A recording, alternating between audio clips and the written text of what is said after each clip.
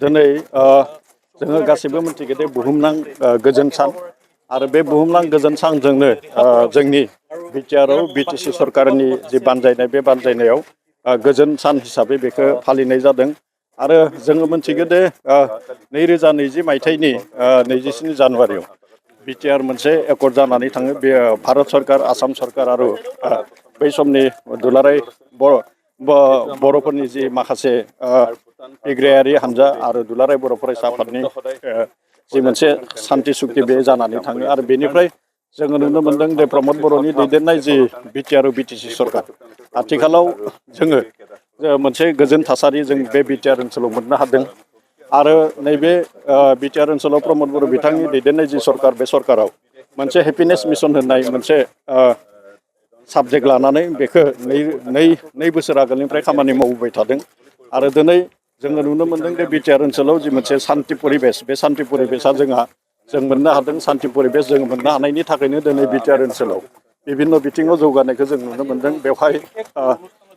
सुबुं सम्पद बिथिंखौनो होन बेवहाय माने सोलोंथाइ बिथिं बेवहाय माने जि सावस्रि बिथिं बे जौगाथाय बायदिसिना माने इनफ्रास्ट्राक्चार बिथिङावबो जौगानायखौ जों नुनो मोनदों आरो जोङो मिन्थिगौ दे सान्थि थायोब्ला जोङो बिभिन्न गुबुन गुबुन बिथिङाव जोङो जौगानो हायो आरो बेनिखायनो दिनै नैबे बुहुमनां जि गोजोन सान बे गोजोन साननि गेजेरजों नैबे बिटिआर ओनसोलाव थानाय गासै रायजो राजा बे रायजो राजाया जाहाथे जोङो गोजोनै थानो हायो आरो फैबाय थानाय समाव जोङो बिटिआर ओनसोलखौ मोनसे जौगाखां ओनसोल हिसाबै गायसननो हायो नैबे मोनसे थांखि लानानै दिनै जों नैबे बुहुमनां जि सान्थि बा गोजोन सान बे गोजोन सानजों लोब्बा लानानै हानजा सुरनाय हाबाफारिखौ लानाय जादों। दा दान्दिसे उनाव जोंनि चन्द्रपारायाव थानाय बड'फा कालचारेल कमप्लेक्स बेवहाय नैबे गोजोन सानजों लोब्बा लाखिनानै बेवहाय हाबाफारि लाखिनाय जादों आरो बे हाबाफारियाव आसामनि गभर्नर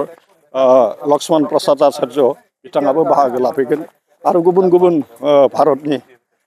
भारतनि गुबुन गुबुन आरो सा सानजा भारतनि गुबुन गुबुन माने